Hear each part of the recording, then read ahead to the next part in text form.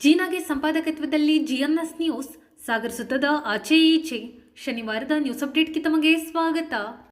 ಮುಖ್ಯಾಂಶಗಳು: ರಾಜ್ಯಪಾಲರಿಂದ ಮುಖ್ಯಮಂತ್ರಿ ವಿರುದ್ಧ ಪ್ರಾಸಿಕ್ಯೂಷನ್ಗೆ ಅನುಮತಿ ಖಂಡಿಸಿ ಬ್ಲಾಕ್ ಕಾಂಗ್ರೆಸ್ನಿಂದ ರಸ್ತೆ ತಡೆ ಮೂಲಕ ಪ್ರತಿಭಟನೆ.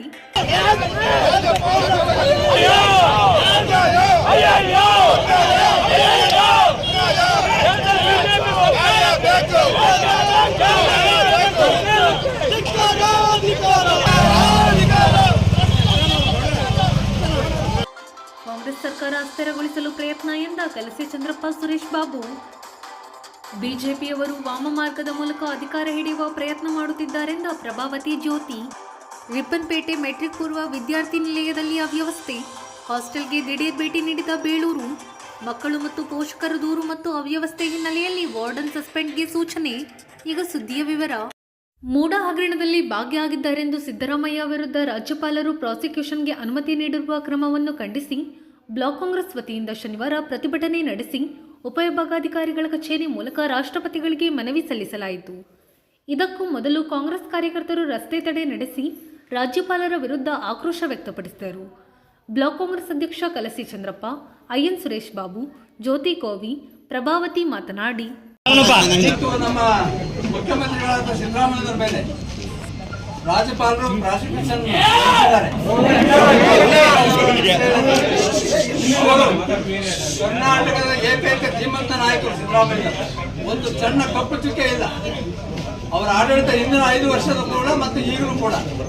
ಆದರೆ ಈ ಬಿಜೆಪಿಯವರ ಮುಖಂಡರಿಂದ ರಾಜ್ಯಪಾಲರು ಬಿಜೆಪಿಯ ಕೈಗೊಂಬೆಯಾಗಿ ನಮ್ಮ ಸಿದ್ದರಾಮಯ್ಯ ಮೇಲೆ ಪ್ರಾಸಿಕ್ಯೂಷನ್ ಸ್ಟಾರ್ಟ್ ಮಾಡಿದ್ದಾರೆ.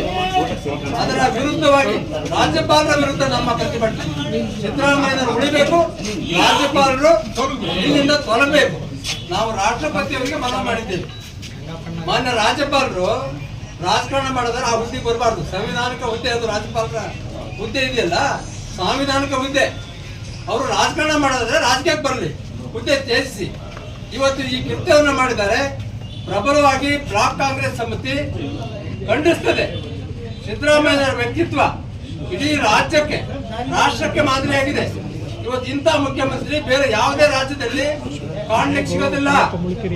ಪ್ರತಿಯೊಬ್ಬ ವರ್ಗದ ಹಿತಾಸಕ್ತಿಯನ್ನ ಕಾಪಾಡಿ ರಾಜ್ಯಾಡಳಿತ ಮಾಡುವಂತ ನಮ್ಮ ನಾಯಕರಾದ ಸಿದ್ದರಾಮಯ್ಯನ ಮೇಲೆ ಇಲ್ಲ ಸಲ್ಲದ ಆಪಾದನೆ ಮಾಡಿ, ಯಾರೋ ಡಿಜೆ ಅಬ್ರಾಹಂ ಅಂತವರು ಬ್ಲಾಕ್ ಮೇಲ್ ತಂತ್ರ, ಯಾವುದೇ ಪಕ್ಷ ಹಣ ಕೊಟ್ಟು ಅವ್ರ ವಿರುದ್ಧ ಮಾಡ್ತಾರೆ. ಅವ್ರು ಮೊದಲಿಂದಲೂ ಇದೇ ಕೆಲಸ. ಅವ್ರೇನ್ ಭಾರಿ ಸಾಚ ಅಲ್ಲ, ಹಣಕ್ಕಾಗಿ ಮಾಡೋರು. ಇಂಥ ನಮ್ಮ ನಿಷ್ಠಾವಂತ ಕಾಂಗ್ರೆಸ್ಸಿನ ಮುಖ್ಯಮಂತ್ರಿಗಳ ಬಗ್ಗೆ ತೇಜೋವಧೆ ಮಾಡಲಿಕ್ಕೆ ರಾಜ್ಯಪಾಲರಿಗೆ ಮನವಿ ಕೊಟ್ಟಿದ್ದಾರೆ. ಇದು ಖಂಡನೀಯ. ಇಡೀ ರಾಜ್ಯಾದ್ಯಂತ ನಾವು ಇವತ್ತು ತುರ್ತಾಗಿ ಮಧ್ಯಾಹ್ನ ನಾವು ತೀರ್ಮಾನ ತಗೊಂಡಿದ್ವಿ, ನಮ್ಮೆಲ್ಲ ನಾಯಕರು ಸೇರಿ ಮಾನ್ಯ ಶಾಸಕರ ಒಪ್ಪಿಗೆ ಮೇಲೆ, ನಮ್ಮ ಜಿಲ್ಲಾಧ್ಯಕ್ಷರ ಮಾಹಿತಿ ಮೇಲೆ ಇವತ್ತು ತುರ್ತು ಮಾಡ್ತಾ ಇದ್ವಿ. ಇದೇ ರೀತಿ ಮುಂದುವರೆದ್ರೆ ಇಡೀ ರಾಜ್ಯಾದ್ಯಂತ ಸೋಮವಾರ ದಿನ ಪ್ರತಿ ಬೀದಿಯಲ್ಲಿ ಡೈರಿಗಳಿಗೆ ಬೆಂಕಿ ಹಚ್ಚಿ ಇಡೀ ನಮ್ಮ ಕಾರ್ಯಕರ್ತರು ಸೇರಿಸಿ ಬಹಳ ದೊಡ್ಡ ಪ್ರತಿಭಟನೆಯನ್ನು ನಾವು ಮಾಡಲಿದ್ದೇವೆ. ಇವತ್ತು ಸಾಂಕೇತಿಕವಾಗಿ ಕೆಲವೇ ಸಮಯ ನಮಗೆ ಸಿಕ್ಕಿದ್ದು, ಆದರೂ ಕೂಡ ನಮ್ಮೆಲ್ಲ ಮುಖಂಡರು ಮತ್ತು ಕಾರ್ಯಕರ್ತರು ಅತಿ ಶೀಘ್ರದಲ್ಲಿ ಬಂದು ಪಾರ್ಟಿ ಆಫೀಸಿಗೆ ಸೇರ್ಪಡೆಗೊಂಡು ಇವತ್ತು ಸಾಗರದ ಬೀದಿಗಳಲ್ಲಿ ಮೆರವಣಿಗೆ ಬಂದು ಒಂದು ಮಾನವ ಸರಪಳಿಯನ್ನು ಕೂಡ ನಾವು ಹೆಬ್ಬಾರ್ ರೋಡ್ ಸರ್ಕಾರದಲ್ಲಿ ನಿರ್ಮಾಣ ಮಾಡಿ ರಸ್ತೆ ತಡೆ ಮಾಡಿ ಈಗ ಎಸಿ ಆಫೀಸ್ಗೆ ಮನವಿ ಕೊಡ್ಲಿಕ್ಕೆ ಬಂದಿದ್ದೇವೆ. ಈ ಕಾರ್ಯಕ್ರಮದ 136 ಸೀಟು ಅಡಿಗೆ ಸರ್ಕಾರ ರಚನೆ ಮಾಡಿದ್ದು. ಯಾಕೆಂದರೆ ಈ ಬಿಜೆಪಿಯವರು ಹಿಂದೆನೂ ಸಹ ಮತ್ತು ನಮ್ಮ ಶಾಸಕರನ್ನ ಖರೀದಿ ಮಾಡಿ ಯಡಿಯೂರಪ್ಪನ ನಾಯಕತ್ವದಲ್ಲಿ ಸರ್ಕಾರ ನಡೆಸಿತ್ತು. ಅದೀಗ 136 ಜನ ನಮ್ಗೆ ಇರೋಕ್ಕೋಸ್ಕರ ಶಾಸಕರನ್ನ ಖರೀದಿ ಮಾಡೋಕ್ಕಾಗಲ್ಲ ಅನ್ನೋಕ್ಕೋಸ್ಕರ ರಾಜ್ಯಪಾಲರ ಮೂಲಕ ಆಟ ಆಡ್ತಾ ಇದ್ದಾರೆ. ಇಲ್ಲೇನು ಕ್ವಶನ್ ಅಂದರೆ, ಒಬ್ಬ ಚುನಾಯಿತ ಸದಸ್ಯ ಒಂದೇ ಒಂದು ಕಪ್ಪು ಇಲ್ಲಿರುವಂತಹ ಸಿದ್ದರಾಮಯ್ಯನ ಮೇಲೆ ಇವರು ತರಾತುರಿಯಿಂದ ಒಬ್ಬ ಖಾಸಗಿ ವ್ಯಕ್ತಿ ಕೊಟ್ಟ ದೂರಿನ ಮೇಲೆ ಪ್ರಾಸಿಕ್ಯೂಷನ್ ಕೊಡ್ತಾರೆ ಅಂದರೆ, ಹಿಂದೆ ಬಿಜೆಪಿ ಸರ್ಕಾರದ ಮಂತ್ರಿಗಳ ವಿರುದ್ಧ ದೂರಿಗೆ ಯಾವತ್ತೂ ಈ ರಾಜ್ಯಪಾಲರು ಪ್ರಾಸಿಕ್ಯೂಷನ್ ಅನುಮತಿ ಕೊಟ್ಟಿಲ್ಲ.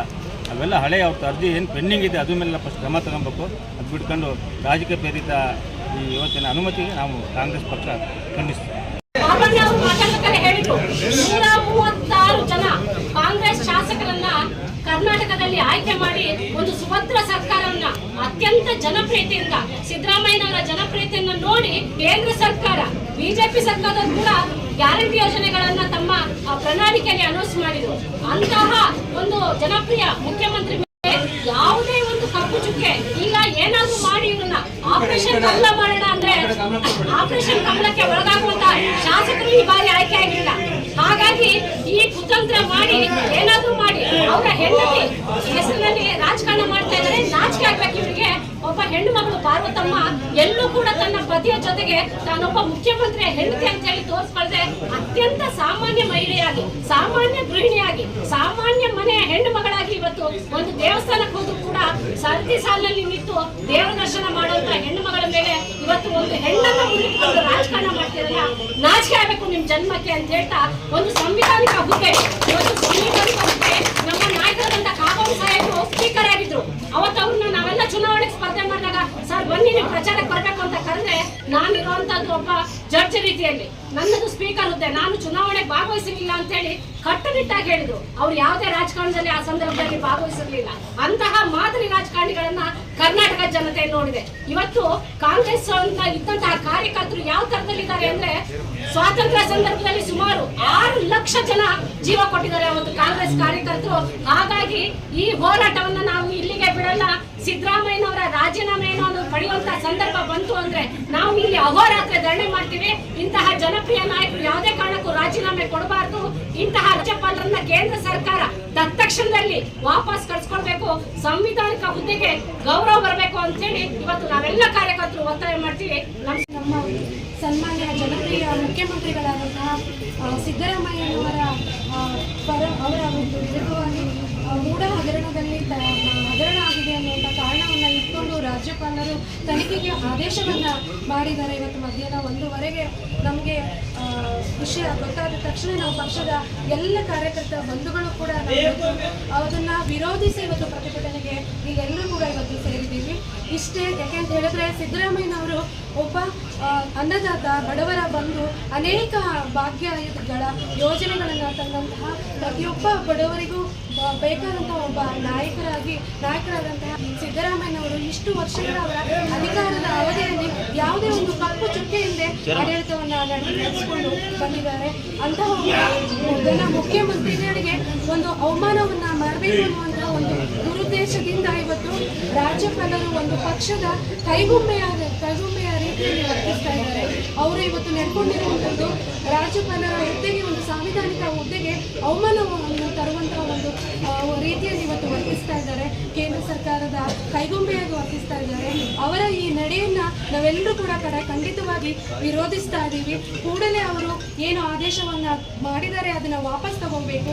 ಇಲ್ಲ ಅಂತ ಹೇಳಿದ್ರೆ ಮುಂದಿನ ದಿನಗಳಲ್ಲಿ ಈ ನಮ್ಮೆಲ್ಲ ಕಾರ್ಯಕರ್ತರು, ಕಾಂಗ್ರೆಸ್ ಪಕ್ಷದ ಕಾರ್ಯಕರ್ತರ ಬಂಧುಗಳು ನಾವು ಬೀದಿಗೆ ಬಂದು ಹೋರಾಟವನ್ನ ಮಾಡಬೇಕಾಗುತ್ತೆ ಅನ್ನುವಂತಹ ಮಾತನ್ನ ಈ ಸಂದರ್ಭದಲ್ಲಿ ಹೇಳೋದಕ್ಕೆ ಬಯಸ್ತೇನೆ. ಹಾಗೇನೆ ಈ ಒಂದು ಸಂದರ್ಭದಲ್ಲಿ ನಮ್ಮ ಉಪವಿಭಾಗ ಅಧಿಕಾರಿಗಳ ಮುಖಾಂತರ ರಾಷ್ಟ್ರಪತಿಗಳಲ್ಲಿ ಮನವಿ ಮಾಡಿಕೊಳ್ಳುವಂತ ವೀಕ್ಷಕರೇ, ನಮ್ಮ ಒಂದು ಮುಖ್ಯಮಂತ್ರಿಗಳು ಕಳಂಕ ರಹಿತರು. ಅವರ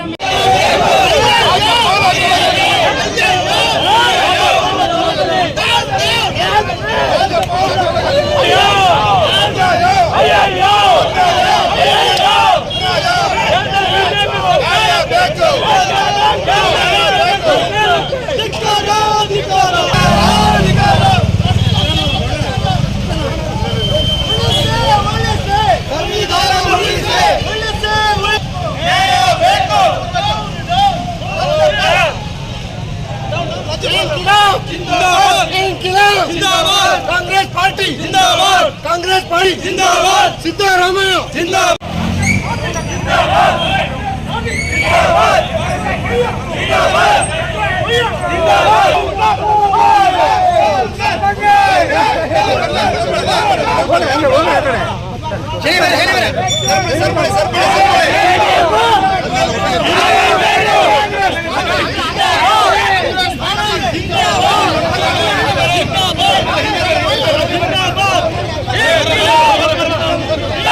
कांग्रेस पार्टी की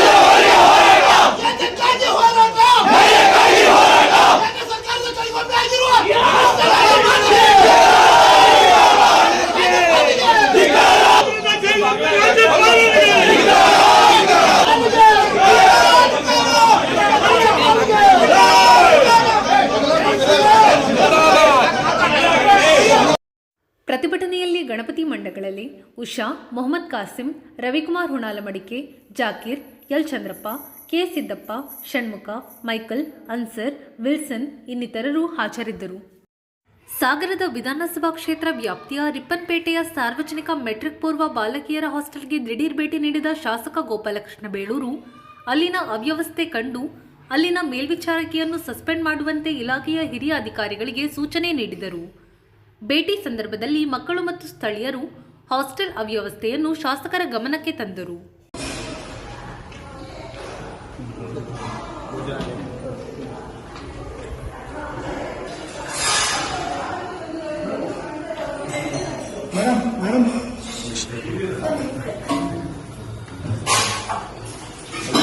ಏನು ಮಾಡಿದ್ರು ಇವತ್ತು?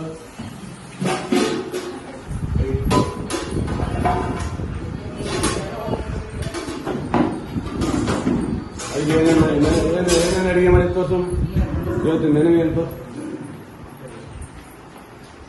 ಸಾಂಬಾರು ಆಯ್ತು. ಮತ್ತೇನು ಮಾಡಿದ್ರು? ಮುದ್ದೆ ತೋರ್ಸಿ, ಮುದ್ದೆ ತೋರ್ಸಿ. ಶಾಂಪಲ್ ಇದೆ ಪ್ರತಿದಿನ ಇದೆ sample time sample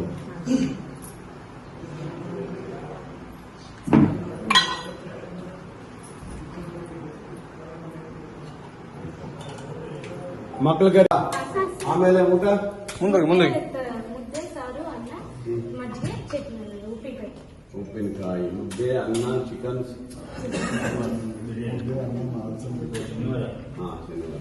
sir toilet ಎಲ್ಲ ತೊಳಸ್ತಾರಂತ ಸರ್ ಮಕ್ಕಳ ಕೈಲಿ. ಪೇರೆಂಟ್ಸ್ ತುಂಬಾ ಜನ ನನಗೆ ಫೋನ್ ಮಾಡಿದ್ದಾರೆ. ಮತ್ತೆ ಈಗ ಮನೆಯಿಂದ ಕೊಡ್ತಾ ಇದ್ದಾರಾ? ಈಗ ಹಿಂದೆ ಕೊಡ್ತಾ ಇರ್ಲಿಲ್ವಾ?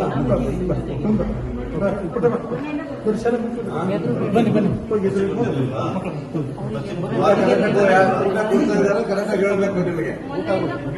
ಮೊನ್ನೆಯಿಂದ ಕೊಡ್ತಾ ಇದ್ದಾರೆ. ನಾವು ನಮ್ಮ ಹುಡುಗರ ಇವ್ರು ಬಂದು ತಹಶೀಲ್ದಾರ್ ಬಂದ ಮೇಲೆ ಕೊಡ್ತಾ ಇದ್ದಾರಾ? ಅಲ್ಲಿವರೆಗೆ ಸರಿ ಕೊಡ್ತಾ ಇರ್ಲಿಲ್ಲ, ಮುದ್ದೆ ಕೊಡ್ತಾ ಇರ್ಲಿಲ್ಲ. ವಾರ್ಡನ್ ಎಲ್ಲಿದ್ದಾರೆ? ವಾರ್ಡನ್ ಕೊಟ್ಟಿಲ್ಲ, ರಾಗಿ ಮುದ್ದೆ ಕೊಟ್ಟೇ ಇಲ್ಲ. ನೀವು ಸುಮ್ಮನೆ ತೋರಿಸ್ತಿದ್ರಾ? ಚಿಕನ್ ಕೊಡ್ತಾರೆ, ಊಟಕ್ಕೆ ಮಾತ್ರ ಕೊಡ್ತಿದ್ರಾ? ಚದುರಿಸ್ತಾರ ನಿಮಗೆ? ಯಾಕೆ ಬಾತ್ರೂಮ್ ತೊಳಕ್ಕೆ ಯಾರಿಲ್ಲ ನಮ್ಮ ಮುಂದೆ? ಮತ್ತೆ ಇವರ ಅವರು ಬಂದರು ಬಾರ ಮೇಲೆ ಸಮಾಚಾರ ಮಾಡಬೇಡಿ, ಸಸ್ಪೆಂಡ್ ಮಾಡ್ಬಿಡ್ತೇವೆ ನೋಡಿ ಎಲ್ಲರೂ. ನಿಮ್ಗೆ ಯಾಕೆ ಬಾತ್ರೂಮ್ ತೊಳ್ತೀರ ನೀವು? ಮತ್ತೆ ಯಾರು ತೊಳೆಯೋದು ನಿಮ್ಗೆ? ಆ ಮಕ್ಕಳು ಓದಕ್ ಬಂದಿದ್ರೆ ನಿಮ್ ಬಾತ್ರೂಮ್ ತೊಳೆಯಕ್ ಬಂದಿದೆ. ಯಾರನ್ನು ತೋರ್ಸಕ್ ಹೇಳಿದ್ರು ಬಾತ್ರೂಮ್? ಯಾರು ಹೇಳ್ಬೇಕು? ಹೇಳಿ.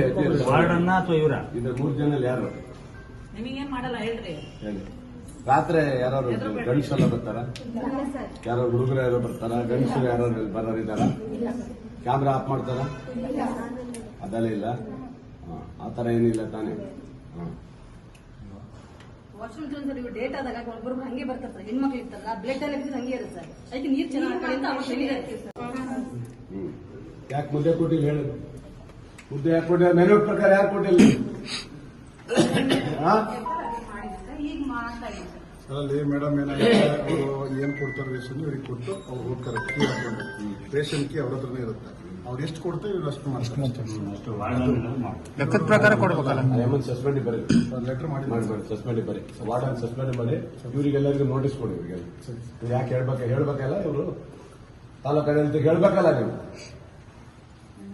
ನಿಮ್ಮ ಮಕ್ಳಿದ್ರೆ ಹೆಂಗೆ ಹೇಳ್ತೀರಾ ನೀವು? ಇವ್ರಿಗೆ ನೋಟಿಸ್ ಕೊಡಿ 3 ಜನರಿಗೆ ಹೇಳಿ. ನೀವು ಇವ್ರು ಕಾಯಂ ಯಾರು ಇದ್ದಾರೆ ಇವರು ಅಥವಾ ಇದ ಯಾವ ಕಾಂಟ್ರಾಕ್ಟ್ ಯಾರು ಇದರಿಂದ ಬಂದಿದ್ದಾರೆ ನೀವು? ಸುರೇಶ್ಗೆ 3 ಜನ ಸರ್ ನಾನು ಹೇಳ್ತೀನಿ. ಗೊತ್ತಾಗುತ್ತೆ ಇವರಿಗೆಲ್ಲ. ಯಾರು ಡಿ ಅವರೇ, ಆ ವಾರ್ಡನಿಗೆ ಒಂದು ಸಸ್ಪೆಂಡ್ ಮಾಡ್ರಿ. ಇಂದಿರಾ ಅಂತ ಹೇಳಿ ರಿಪ್ಪನ್ಪೇಟೆ ವಾರ್ಡನಿಗೆ ಹಾಕಿದ್ದೆ, ತೆಗೆದಾಕ್ಬಿಡಿ ಅವರು. ಈಗ ಯಾರು ಬೇರೆ ಇನ್ಚಾರ್ಜ್ ಕೊಡಿ. ಇವರಿಗೆಲ್ಲ ನೋಟಿಸ್ ಕೊಡಿ, ಅಡಿಗೆ ಅವರಿಗೆಲ್ಲ ಮಾಡಿಬಿಡಿ, ತೆಗೆದುಬಿಡಿ. ಎಮ್ಮನ್ ತೆಗೆದುಬಿಡಿ, ಎಲ್ಲರೂ ಬೇರೆ ಕಡೆ ಸಸ್ಪೆಂಡ್ ಮಾಡಿ, ತೆಗಿಯಕ್ಕೆ ಹೋಗ್ಬೇಡಿ, ಸಸ್ಪೆಂಡ್ ಮಾಡಿ. ಹೇಳ್ರಿ, ಸಸ್ಪೆಂಡ್ ಮಾಡ್ರಿ. ನೀವು ಬೇರೆ ತಲಕ ಹಾಕಿ ನೀವೇನ್ ತಲೆ ಇದೆಯಾ ನಿಮಗೆ? ಸಸ್ಪೆಂಡ್ ಮಾಡ್ರಿ. ವಾರ್ಡನ್ ಸಸ್ಪೆಂಡ್ ಮಾಡ್ಬೇಕು ನನಗೆ ನಾಳೆ ಆರ್ಡರ್ ಬರಬೇಕು, ಡಿಸಿಗೆ ಹೇಳ್ತೇನೆ ನಾನು. ಆ ಎಮ್ಮನ್ ಸಸ್ಪೆಂಡ್ ಮಾಡ್ಬೇಕು. ಇಲ್ಲಿ ಮಕ್ಕಳಿಗೆ ಮುದ್ದೆ ಕೊಡದೇನೆ ಫೋಟೋದಲ್ಲಿ ತೋರಿಸ್ಕೊಂಡು ಮಾಡಿದ್ದ ಎಮ್ಮ ಸಸ್ಪೆಂಡ್ ಮಾಡಿ ನನಗೆ ಆದೇಶ ಕಳಿಸ್ಬೇಕು ಇಮಿಡಿಯೇಟ್ಲಿ. ಓಕೆ, ಇವರಿಗೂ ನೋಟಿಸ್ ಕೊಡಿ. ಇದು ಶನಿವಾರದ ಸಮಗ್ರ ಸುದ್ದಿ. ನಿರಂತರ ಸುದ್ದಿಗಾಗಿ ನೋಡ್ತಾ ಇರಿ GMS ನ್ಯೂಸ್. ನಮಸ್ಕಾರ.